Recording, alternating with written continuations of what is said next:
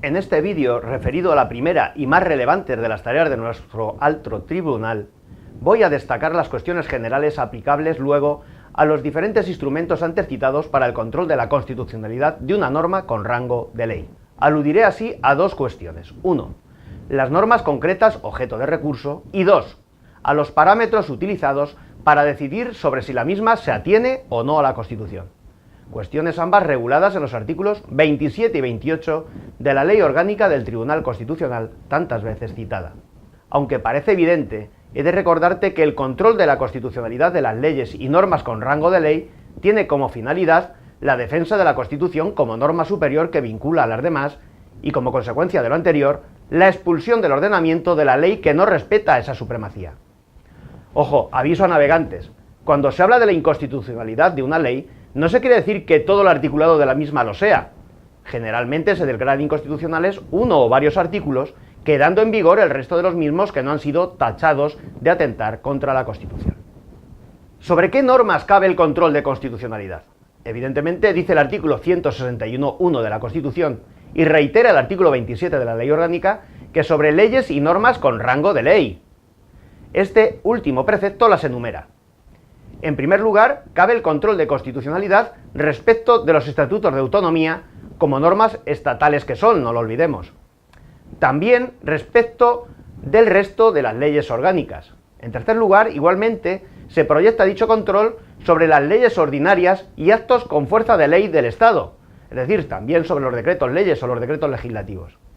En cuarto lugar, se controla la constitucionalidad, asimismo, de los tratados internacionales y también de los reglamentos de las cámaras legislativas del Estado y de las comunidades autónomas a los que se dota así de rango de ley. Por último, también son susceptibles de control de su constitucionalidad las leyes, actos y disposiciones con rango de ley aprobadas por las comunidades autónomas. Faltaría más. Pues ok, ya sabemos las normas objetos de posible control de constitucionalidad a través, te recuerdo, de los diferentes instrumentos que el ordenamiento permite, es decir, el control previo, el recurso y la cuestión de inconstitucionalidad. Pero, ¿utiliza el Tribunal Constitucional solo la Constitución para observar si la misma se cumple? La respuesta más sencilla sería decir que sí. Pues no es así. El artículo 28 de la Ley Orgánica alude a lo que se conoce como bloque de la constitucionalidad, parámetros que utiliza el Tribunal para la declaración o no como inconstitucional de la norma recurrida. Ello se explica por varias razones, aunque yo, para no entrar en disquisiciones doctrinales muy relevantes, dicho sea de paso, voy a incidir solo en la principal. El propio legislador lo indica. Hay que tener en cuenta los estatutos de autonomía y las leyes de transferencia y delegación competencial entre el Estado y las comunidades autónomas. Es evidente.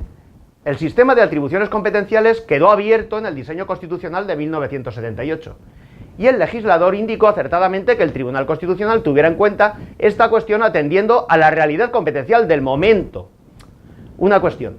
Para que se incluya una norma en este denominado bloque de constitucionalidad, primero la misma debe ser considerada constitucional por el propio tribunal, es decir, que es la propia Constitución la que avala la validez de una norma de desarrollo competencial, que siempre será interpretada por aquella. En fin, que los estatutos de autonomía, las leyes marco de transferencia o delegación o las de armonización recogidas en el artículo 150 de la Constitución, así como cualquier otra que atañe a la realidad competencial, son utilizadas por el alto tribunal para declarar o no una ley inconstitucional. Por cierto, que no se me olvide, el artículo 28 de la Ley Orgánica, en su apartado segundo, posibilita el llamado control de constitucionalidad formal, diferente de todo lo anteriormente expuesto, que supone un control material sobre el fondo de la constitucionalidad de una norma con rango de ley.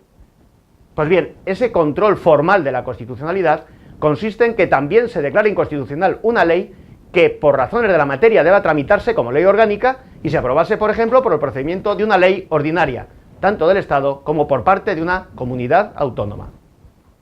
Paso en los siguientes vídeos a explicarte los distintos instrumentos que el Tribunal Constitucional utiliza para controlar si una ley o norma con rango de ley atenta o no contra la Constitución.